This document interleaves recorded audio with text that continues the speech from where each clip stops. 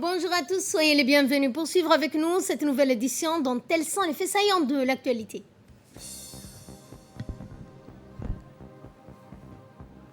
Le chef de l'État Ismaël Omar Guelleh a reçu le Premier ministre somalien.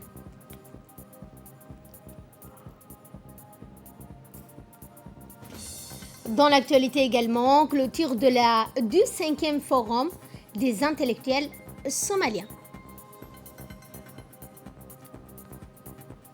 En nouvelle du monde, Haïti, explosion d'un camion-citerne a fait 75 morts. Bonjour et merci de nous accueillir chez vous. Le chef de l'État Ismaël Omar Guelleh a reçu ce matin au Palais de la République le Premier ministre de la République fédérale de Somalie, Mohamed Hussein Roble.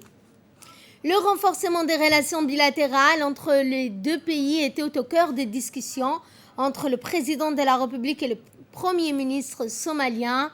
À l'issue de cet entretien, le chef de l'État a félicité le Premier ministre pour ses efforts consentis à l'organisation d'élections somaliennes, en particulier la Chambre basse, et encouragé par la même occasion le processus électoral afin que la Somalie continue sur la voie de la bonne gouvernance. Le Premier ministre, le ministre des Affaires étrangères de la coopération internationale, Mahmoud Ali Youssouf, le ministre de l'Éducation nationale, de la formation professionnelle, Moustapha Mohamed Mahmoud, le secrétaire général à la présidence, Mohamed Abdillahi, et le chargé d'affaires de l'ambassade djiboutienne en Somalie, Mohamed Ibrahim, ont pris part à cet entretien. Côté somalien, le ministre de la Sécurité, le secrétaire d'État à la Défense, l'ambassadeur Somalie à Djibouti ont pris également part à cet entretien, rappelant que le Premier ministre somalien a participé à la cérémonie de clôture de la 5e conférence des intellectuels somaliens. Et justement, le Premier ministre somalien, Mohamed Hussein Roble, a clôturé aujourd'hui au Palais du Peuple la 5e rencontre annuelle de l'Héritage. Eh bien, le ministre des Affaires étrangères de la coopération internationale, Mahmoud Ali Youssouf, la ministre de la Jeunesse et de la Culture, Madame Hibo Moumin, ont participé à cette cérémonie de clôture de cette rencontre. Durant 3 jours, les intellectuels ont exposé à travers différentes thématiques les problématiques et par la même occasion proposé des solutions adéquates. Au cours de cette journée, le rapporteur de cette 5e rencontre annuelle de l'Héritage a dévoilé au public les recommandations. Il s'agit entre autres des points essentiels de recommandations qui ne sont d'autres que les intellectuels somalis se sont donnés comme objectif de promouvoir la bonne gouvernance, la démocratie, la paix dans la Corne de l'Afrique. Deuxième point, le renforcement d'initiatives de ce genre de rencontres. Ils ont également souligné le rôle de la femme dans la promotion de la paix. Le Premier ministre Abdelkader Kamel Mohamed a parrainé ce matin un atelier portant sur le pacte de confiance nationale et c'était au Kempinski Palace Hotel. Cet atelier, qui revêt une importance capitale pour le gouvernement, a été organisé par le ministre du Travail en étroite collaboration avec le ministère des Affaires étrangères de la coopération internationale. Objectif étant de se réunir autour d'une table ronde des donateurs pour proposer et présenter des domaines d'intervention spécifiques dans le pacte de confiance nationale pour l'emploi, tels que l'accès à l'emploi, l'introduction de nouveaux dispositifs pour accompagner et mieux insérer les jeunes en quête d'emploi. En d'autres termes, créer l'écosystème nécessaire pour rendre plus dynamique le marché du travail. En effet, le rôle primordial de la jeunesse dans la vie socio-économique demeure une préoccupation majeure pour le président de la République. C'est pourquoi le gouvernement, par le biais du ministère de l'Emploi, traite les questions de l'emploi de manière systématique dans toutes ses interventions. Il considère justement, vous allez le suivre, il considère que les politiques macroéconomiques et sectorielles sont des instruments importants qui ont un impact réel sur la dynamique économique nationale. Nous écoutons le ministre de l'Emploi. Au regard de notre contexte socio-économique particulier et en cette période où la crise de la Covid-19 perdure, ce qu'il faut aujourd'hui pour Djibouti, c'est incontestablement une vraie politique sociale concertée et un train de mesures dynamiques et novatrices pour l'emploi. Le facteur le plus sensible de l'ajustement d'une société à son économie étant bien sûr l'emploi. Il est sûr également que les incidences des problèmes de l'emploi sur la situation de la jeunesse sont aujourd'hui d'une particulière acuité et qu'il est incontournable de les étudier et de proposer des solutions idoines. C'est dans cette optique que le gouvernement de la République de Djibouti a initié, sous la houlette de son Excellence le Président de la République, M. Ismaël Omar Guelleh, une dynamique nationale de l'emploi et consacré l'emploi comme la priorité des priorités. Pour traduire dans les faits et construire un monde du travail plus résilient, grâce au développement durable, au travail décent, à l'emploi productif et à l'inclusion sociale, le ministère du Travail, en étroite collaboration avec l'ensemble de ses partenaires, a organisé au mois de février dernier une foire combinée à un forum au cours duquel a été élaborée la Déclaration nationale de l'emploi promouvant de nouvelles actions sur des bases compétitives et durables en s'appuyant sur tous les partenaires publics et privés ainsi que les partenaires au développement. Dans l'optique de concrétiser les engagements pris durant le forum et les recommandations émises lors de l'atelier sur l'élaboration du cadre de planification stratégique, le ministère du Travail s'est doté d'un cadre intitulé Pacte de confiance pour l'emploi. Et le Premier ministre Abdelkader Kamel Mohamed, qui a également parrainé cet important atelier, s'est également exprimé. Nous suivons un extrait de son intervention. Ma participation à cet événement de haute importance qui se propose de décliner le nouveau cadre stratégique intitulé Pacte national de confiance pour l'emploi est très significative. Elle affirme l'importance que notre gouvernement accorde à la question de l'emploi. La forte présence de tous les partenaires techniques et financiers, mais aussi les partenaires bilatéraux et multilatéraux est fortement appréciée et je vous en remercie. Vous comprendrez aisément qu'il s'agit d'une rencontre destinée à amplifier la mobilisation de tous pour tout emploi. Certes, cette mobilisation n'est pas nouvelle, mais nous sommes impérativement résolus à redoubler d'efforts et créer ainsi une nouvelle dynamique autour du pacte national de confiance pour l'emploi. Le pacte porte sur l'avenir et propose des dispositifs de l'emploi concernés et des mesures nouvelles pour soutenir l'emploi des jeunes et moins jeunes et ce faisant réduire les facteurs aggravants du marché du travail tels que le sous-emploi ou le travail informel. Nous sommes conscients que parmi les difficultés que notre pays fait face, il y a le chômage et celle qui frappe le plus durement nos concitoyens et particulièrement notre jeunesse qui représente, comme nous le savons, une frange très importante de la population. Raison pour laquelle, et à juste titre, le président de la République a fait de l'emploi une priorité en vue de juguler les effets dévastateurs du chômage des jeunes. Mesdames et messieurs, je reconnais votre implication en termes d'appui et d'accompagnement dans l'ensemble des secteurs, mais nous devons aller plus loin et plus fort. Nous devons encore accélérer la cadence. Le pacte national de confiance pour l'emploi est une nouvelle étape. Il n'efface ni remplace tous les autres outils existants. Au contraire, nous devons continuer d'agir sur tous les fronts avec tous les leviers disponibles de la politique nationale de l'emploi. Dans l'actualité également, une cérémonie de signature du projet de renforcement des capacités entre la sécurité maritime a eu lieu ce matin au ministère des Affaires étrangères. Cette cérémonie a été présidée par le ministre des Affaires étrangères, Mahmoud Ali Youssouf, et a vu la participation du colonel Waïs Amar Bourré, l'ambassadeur du Japon, le représentant résident du JICA.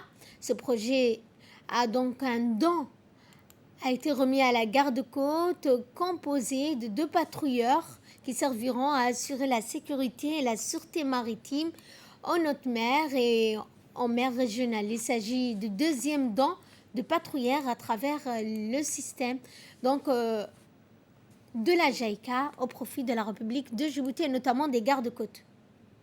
Et ce projet se conforme parfaitement à notre politique. En effet, ce projet permet le renforcement des capacités opérationnelles de la garde-côte qui joue un rôle essentiel dans la sécurité maritime de la région. Ainsi, le Japon peut promouvoir la vision de l'espace Indo-Pacifique libre et ouvert. Cela fait plus de 10 ans que la garde-côte djiboutienne a été fondée. Depuis son établissement jusqu'à aujourd'hui, le Japon lui a apporté son soutien avec consistance. La JICA, la garde côtière japonaise et la garde-côte djiboutienne ont toujours travaillé ensemble et marché la main dans la main. De la coopération internationale, Mahmoud Ali Youssouf. Moi, un réel plaisir de me retrouver à vos côtés, Monsieur l'ambassadeur, afin de procéder aujourd'hui à la cérémonie de signature de l'échange de notes pour un projet de don en faveur du renforcement des capacités des gardes-côtes djiboutiennes en matière de sécurité maritime et de sûreté maritime. Il s'agit de l'octroi à la République de Djibouti par le Japon de 2 patrouilleurs et la construction d'un nouveau quai pour les gardes-côtes djiboutiennes. La valeur de ces équipements est estimée à 4,6 milliards de francs djibouti. Ces nouveaux équipements font suite au don, comme vous l'avez précisé, de 3 patrouilleurs sur les 5 dernières années, en plus d'un nouveau ferryboat d'une plus grande capacité qui pourrait être livré au premier trimestre 2022. Monsieur l'ambassadeur, le gouvernement djiboutien exprime à travers moi ses remerciements et sa gratitude au gouvernement japonais pour ce partenariat très utile et qui répond à un certain nombre de priorités fixées afin de promouvoir le secteur du transport maritime, de la sûreté maritime, ainsi que toute l'économie tournant autour de cet espace de développement. Je tiens à rappeler à cette occasion que le partenariat qui lie la République de Djibouti au Japon est un partenariat utile, car d'autres secteurs et d'autres projets variés et structurants ont été déjà exécutés ou en cours d'exécution. Et direction l'Arabie Saoudite où le directeur général par intérim de la RTD a rencontré le nouveau président de l'Union de radiodiffusion des États arabes.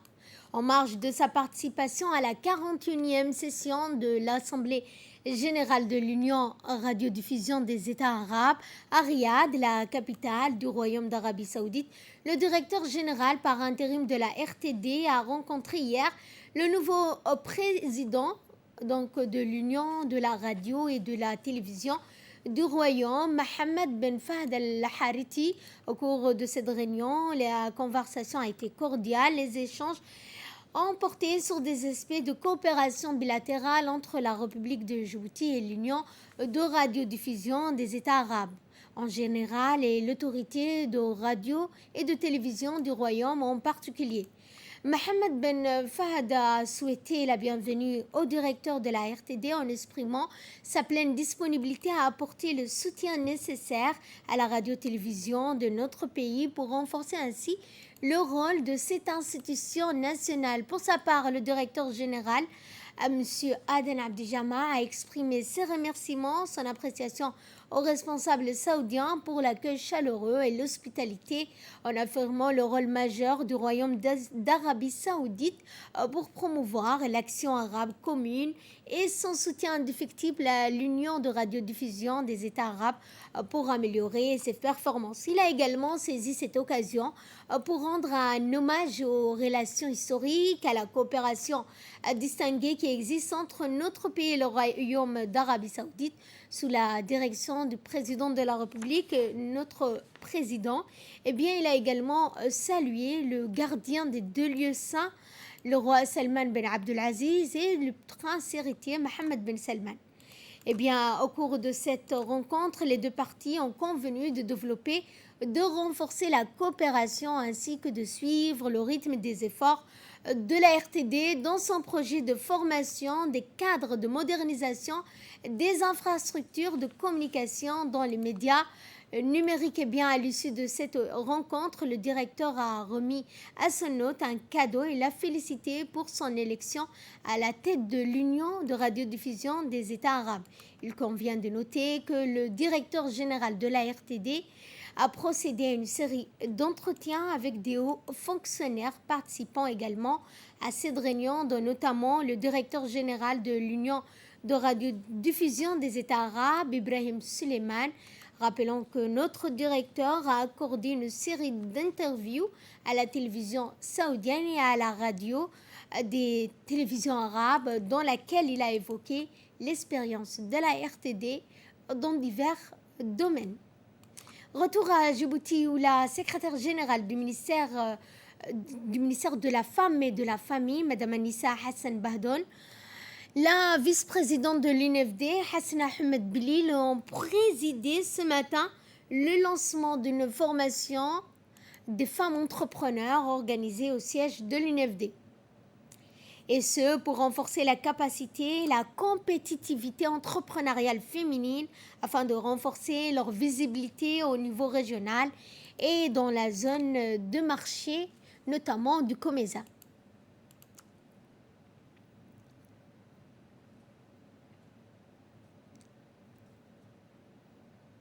C'est avec un immense plaisir que je souhaite à toutes et à tous la bienvenue au sein du siège de l'Union nationale des femmes djiboutiennes à cette cérémonie de lancement de cette formation en faveur des femmes entrepreneurs dans le cadre du programme régional de compétitivité des entreprises et d'accès au marché. C'est une fierté pour nous, première institution féminine qui prône l'autonomie des femmes, de recevoir ce matin l'association Doumario Dadal Djibouti, antenne de la Fédération des associations nationales des femmes entrepreneurs auprès du secrétariat du COMESA.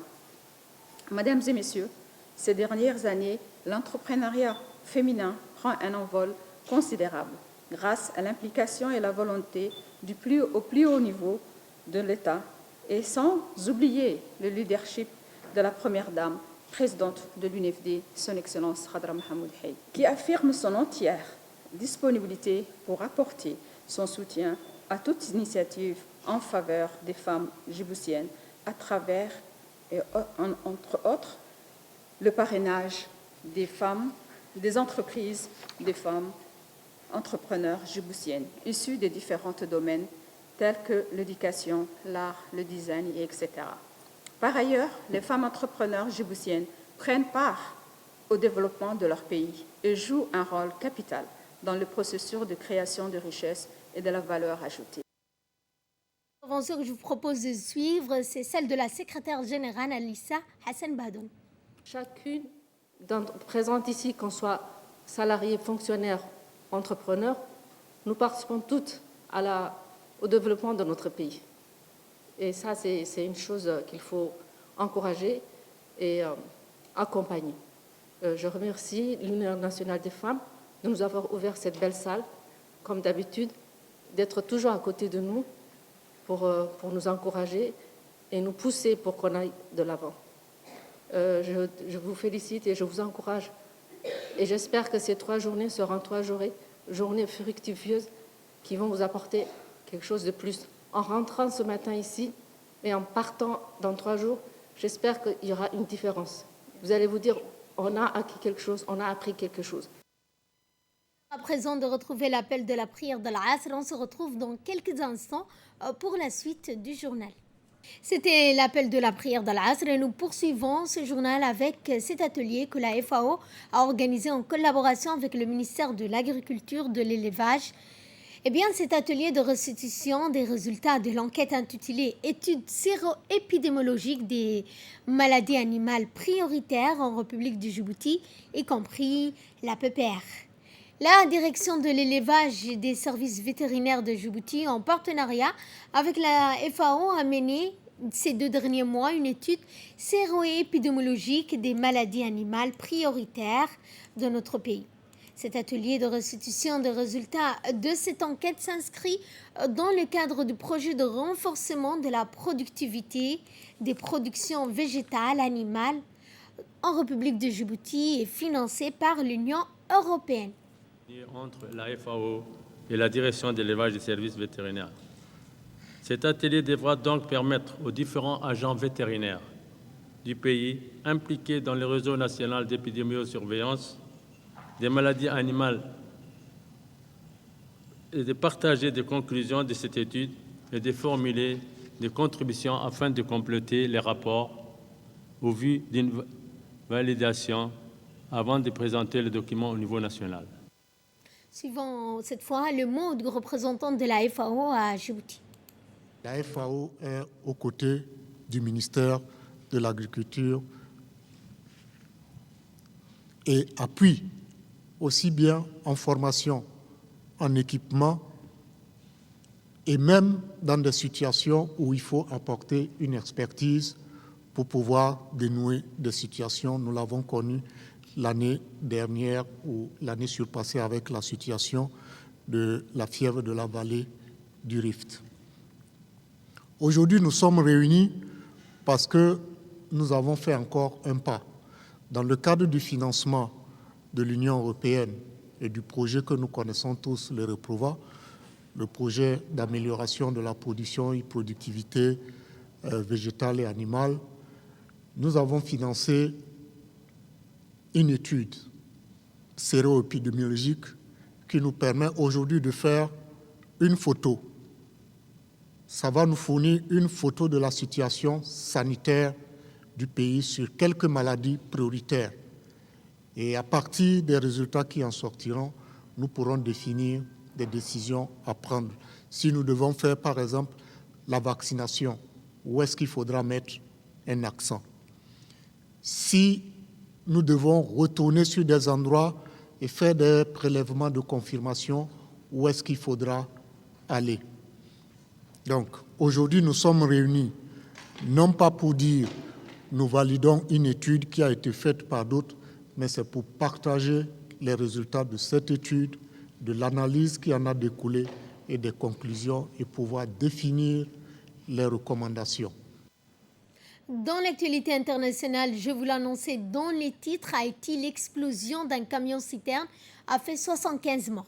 Selon les autorités locales, au moins 75 personnes sont mortes et une quinzaine d'autres gravement brûlées. Les images de la rue où s'est déroulée la catastrophe montrent des carcasses de voitures calcinées et des bâtiments aux façades noircies par les flammes. Quelques 40 habitations autour du lieu de l'explosion ont pris feu à la suite de la déflagration. Selon la maire adjointe, laissant craindre un bilan encore plus lourd, le Premier ministre haïtien Ariel Henry s'est rendu sur place et a décrété 3 jours de deuil national à la mémoire des victimes de cette tragédie qui a endeuillé la nation haïtienne tout entière. Fin de ce journal. Merci à vous de nous avoir suivis et excellent après-midi à toutes et à tous.